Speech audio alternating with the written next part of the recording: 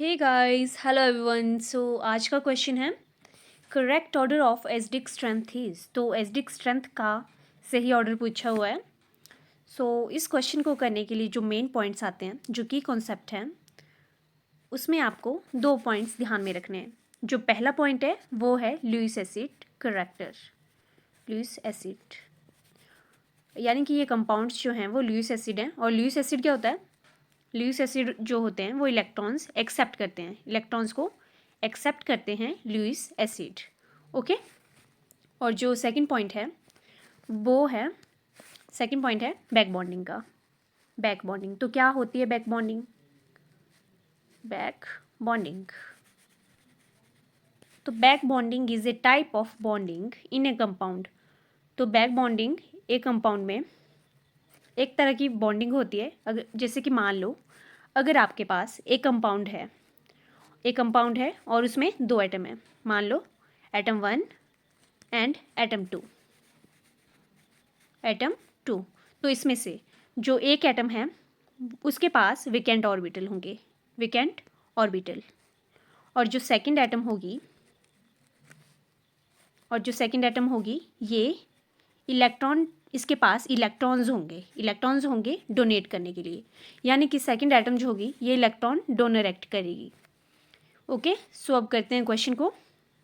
तो आपको दिया है BF3 दिया है आपके पास, BF3 दिया है, BCl3 दिया है और BBr3 दिया है।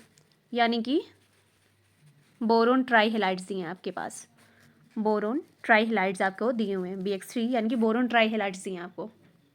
और ये जो बोरोन ट्राई हेलाइड्स होते हैं इनमें 6 इलेक्ट्रॉन होते हैं। बोरोन ट्राई हेलाइड्स में 6 इलेक्ट्रॉन होते हैं और इनको ऑक्टेट कंप्लीट करने के लिए 8 इलेक्ट्रॉन चाहिए होते हैं।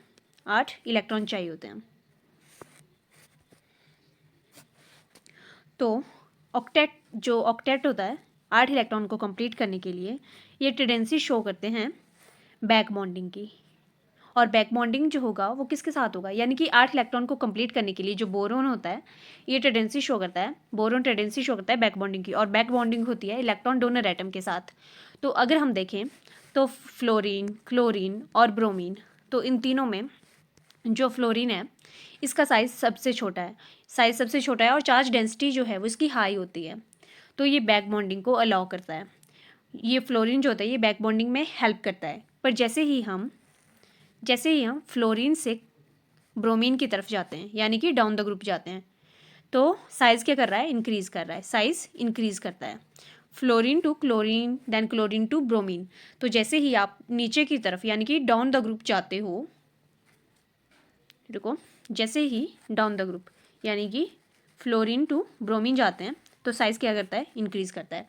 अब साइज़ इंक्रीज़ करता है तो ये जो आपका बोरोन और ब्रोमीन, जैसे कि आपका बोरोन और फ्लोरीन था, इनमें बैक बॉन्डिंग अच्छे से हो रही है क्योंकि साइज़ डिफरेंस उतना नहीं था। पर जैसे ही हम नीचे की तरफ जा रहे हैं ग्रुप में तो साइज़ डिफरेंस, जैसे कि BCl3 आएगा तो उसमें साइज़ डिफरेंस क्या आ जाएगा? ज़्यादा आ जाएगा। फिर BBr3 में भी साइज़ डिफरेंस हो जाता है, साइज़ डिफरेंस इंक्रीज़ कर जाता है। तो जो बैक बॉन्डिंग होती है वो सबसे ज़्यादा होती है आपकी BF3 में। फिर उससे कम आती है, सबसे ज़्यादा आ गई BF3 में बैक बॉन्डिंग। फिर उससे कम आती है आपकी BCl3 में, देन BBr3 में। इन तीनों में से सबसे कम आएगी बैक बॉन्डिंग क्योंकि साइज़ डिफरेंस क्या आएगा? ज़्यादा आ जाएगा, जिसकी वजह से बैक बॉन्डिंग डिक्रीज़ कर जाएगी। अब जो BF3 होता है इसमें बैक बॉन्डिंग ज़्यादा आ रही है तो इसमें बैक बॉन्डिंग की वजह से जो ऑक्टेट होता है, ऑक्टेट वो कंप्लीट हो जाता है। बैक बॉन्डिंग की वजह से ऑक्टेट कंप्लीट हो जाएगा। तो जो लुईस एसिडिक बिहेवियर होता है BF3 में, वो डिक्रीज़ कर जाता है। लुईस एसिडिक बिहेवियर डिक्रीज़ कर जाएगा, यानी कि कम हो जाएगा। वो ये कम टेंडेंसी शो करेगा इलेक्ट्रॉन को एक्सेप्ट करने की। इसकी लुईस एसिडिक स्ट्रेंथ डिक्रीज़ करेगी। पर अगर हम बात करें BCl3 एंड BBr3, तो इन दोनों में बैक बॉन्डिंग क्या कर रही है? डिक्रीज़ कर रही है, कम हो रही है बैक बॉन्डिंग। तो बैक बॉन्डिंग कम होने की वजह से इन दोनों की एसिडिक स्ट्रेंथ क्या होगी? ज़्यादा होगी। तो एसिडिक ये आ गया, ये ऑर्डर था किस चीज़ का? बैक बॉन्डिंग का ऑर्डर था, है ना? ये बैक बॉन्डिंग का ऑर्डर था इस तरफ को। तो एसिडिक स्ट्रेंथ का क्या ऑर्डर आ जाएगा? एसिडिक स्ट्रेंथ का आपका ऑर्डर आ जाएगा